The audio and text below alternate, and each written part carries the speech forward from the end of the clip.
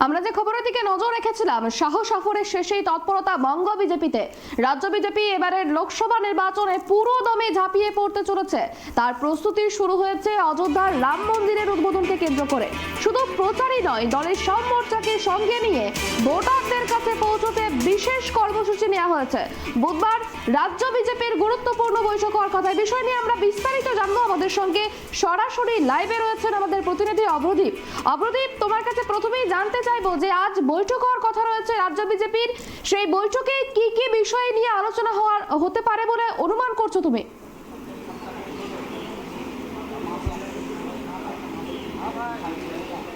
একদমই, দেখো যেমনটা আমরা দেখতে পেলাম কিছুক্ষণ আগেই কিন্তু এই বৈঠক শুরু হয়েছে কলকাতার আইসিসিআর হলে, যেখানে উপস্থিত রয়েছেন অগ্নিমিত্রা পল থেকে শুরু করে হিরণ চট্টোপাধ্যায় থেকে শুরু করে রাজ্যের যে বিজেপির যে বিভিন্ন যে মোর্চা, যুব মোর্চা থেকে শুরু করে এসসি মোর্চা, ওবিসি মোর্চা, বিভিন্ন যে মোর্চাগুলি রয়েছে সেই মোর্চাগুলির পদাধিকারীরা এবং কেন্দ্রীয় স্তরে যে পদাধিকারীরা রয়েছেন এই রাজ্যের ক্ষেত্রে পর্যবেক্ষক যারা রয়েছেন তারা কিন্তু রয়েছেন এই বৈঠকে।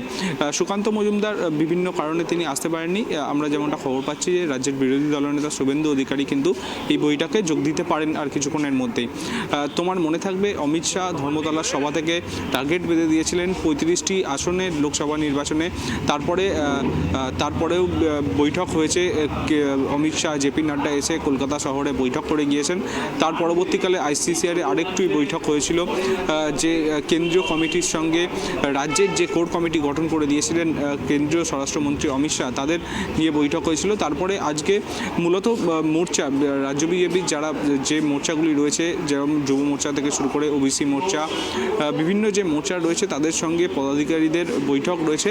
কেন্দ্রীয় বিজেপি যেটা চাইছে যে গ্রাম বাংলার মানুষকে কিন্তু প্রধানমন্ত্রী নরেন্দ্র মোদীর যে প্রকল্পগুলি রয়েছে যেগুলি তাদের কাছে পৌঁছাচ্ছে না রাজ্য সরকারের, অর্থাৎ তৃণমূলের সরকারের তীব্র বিরোধিতার কারণে, সেই বিষয়গুলিকেই কিন্তু তারা সামনে আনতে চাইছেন। তার পাশাপাশি আগামী 22শে জানুয়ারি যে রাম মন্দির উদ্বোধন হওয়ার কথা রয়েছে, গতকাল থেকেই রাজ্য বিজেপির পদাধিকারীরা এবং রাজ্য বিজেপির কার্যকর্তারা তারা কিন্তু বাড়ি বাড়ি গিয়ে বিভিন্ন যে রাম মন্দিরে যাওয়ার জন্য আমন্ত্রণপত্র দিতে শুরু করেছেন। যেমনটা আমরা দেখতে পেয়েছি, দিলীপ ঘোষ থেকে শুরু করে বিভিন্ন যে নেতারা রয়েছেন তারা কিন্তু পশ্চিমবঙ্গের প্রতিটি বাড়ি বাড়ি যাচ্ছেন এবং রাম মন্দিরে যাওয়ার জন্য, অযোধ্যায় যাওয়ার জন্য তারা কিন্তু নিমন্ত্রণপত্র দিচ্ছেন।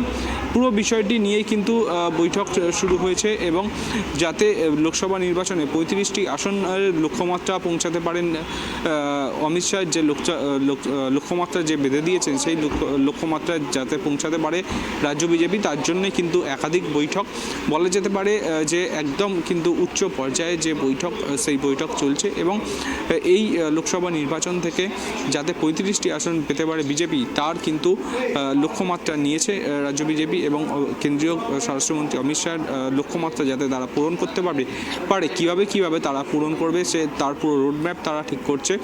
যেমন তোমাকে আগেও বলছিলাম, কেন্দ্রীয় স্বরাষ্ট্রমন্ত্রী অমিত শাহ তিনি একটি কোর কমিটি গঠন করে দিয়ে গেছেন। সেই কোর কমিটি তারা ঠিক করবে নির্বাচনে কারা কারা দাঁড়াবেন এবং কাদেরকে সামনে রেখে ভোটে যাওয়া হবে, ভোটে নির্বাচনে নামবে রাজ্য বিজেপি। সেই বিষয়গুলি নিয়েই কিন্তু মূলত আলোচনা চলছে ইতিমধ্যে। একেবারে অবদীপ, আরও যে বিষয়টা জানতে চাইবো যে এই বৈঠক শুরু হয়েছে, কতক্ষণ অবধি চলবে এই বৈঠক, কি জানা যাচ্ছে, এবং আরও যে মূল বিষয়টা কোন কোন এলাকার ওপর জোর দেওয়া হবে সেই বিষয়ে কি এই বৈঠকে কিছু আলোচনা হবে?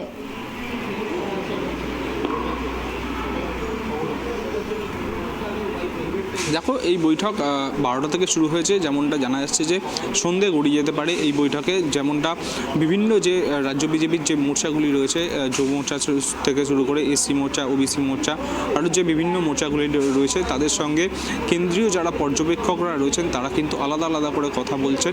কোথায় কোথায় খামতি রয়েছে, কোথায় কোথায় উন্নত পরিস্থিতি রয়েছে বিজেপির জন্য, সেই সমস্ত বিষয়গুলিকে কিন্তু লোকসভা নির্বাচনের আগে তারা জেনে নিতে চাইছেন। এবং যেখানে যেখানে খামতি রয়েছে, যে এলাকাগুলিতে বিজেপির সংগঠন অত মজবুত নয়, সেখানে কিভাবে মজবুত করা যায় সংগঠন, সেইগুলিকেই কিন্তু ঝালাই করে নিচ্ছেন। এবং আমরা জানি উত্তরবঙ্গে প্রতিবারই বিজেপি ভালো ফলাফল করে এবং দক্ষিণবঙ্গে দক্ষিণ কলকাতার দিকে এলে কিন্তু বিজেপির ফলাফল অতটা ভালো হয় না।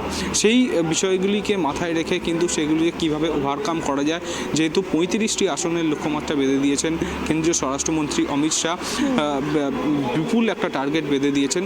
সেই টার্গেটটা কিভাবে পূর্ণ করা যায়, প্রচারে একদিকে যেরকম প্রচারে তারা জোর দিচ্ছেন, তার পাশাপাশি আইটি সেল তারাও কিন্তু বিভিন্নভাবে প্রচার চালাবে এবং বাড়ি বাড়ি গিয়ে যে নিমন্ত্রণ পত্র দিচ্ছেন রাম মন্দিরে যাওয়ার জন্য, সেটাও কিন্তু একটা বড় কাজ হবে আগামী লোকসভা নির্বাচনের আগে। যেমনটা বলা যায় জনসংযোগ, সেই জনসংযোগও কিন্তু রাম মন্দিরের যে নিমন্ত্রণ পত্র দিচ্ছেন নেতারা বাড়ি বাড়ি গিয়ে, তার মধ্যে দিয়েই কিন্তু এই জনসংযোগের কাজটা প্রাথমিক পর্যায়ে শুরু করেছেন। আগামী দিনে আমরা দেখতে পাবো বিভিন্ন সভা হবে, সেখানে প্রধানমন্ত্রী থেকে শুরু করে স্বরাষ্ট্রমন্ত্রী তারা সবাই আসবেন এবং আগামী লোকসভা নির্বাচনে কিভাবে বঙ্গ বিজেপি কেন্দ্রের বিজেপির কাছে 35টি আসনের লক্ষ্যমাত্রা ছুঁতে পারে বা তুলে দিতে পারে, নরেন্দ্র মোদীর হাত শক্ত করতে পারে, সেই জিনিসগুলো নিয়েই কিন্তু আজকে বৈঠক চলছে।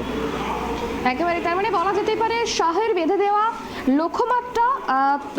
লক্ষ্যমাত্রা পূরণ করতে তৎপর রাজ্য বিজেপি। আপাতত তোমাকে ধন্যবাদ অভ্রদীপ, এ বিষয়ে নজর রাখো তুমি, আমরা আবারও আসবো তোমার কাছে। যেমনটা জানতে পারলাম যে রাজ্য বিজেপির বৈঠক শুরু হয়েছে, সংযুক্ত যুব মোর্চার বৈঠক, এই বৈঠকটি চলবে সন্ধে অবধি এমনটাই কিন্তু অনুমান করা হচ্ছে। তবে এই বৈঠকে অনেকে উপস্থিত রয়েছে, উপস্থিত নেই সুকান্ত মজুমদার, তিনি তার বিশেষ কাজের জন্য উপস্থিত থাকতে পারেননি এমনটাই তিনি জানিয়েছেন এবং কিছুক্ষণের মধ্যেই বিরোধী দলনেতা তিনিও আসবেন এমনটাই কিন্তু জানা যাচ্ছে।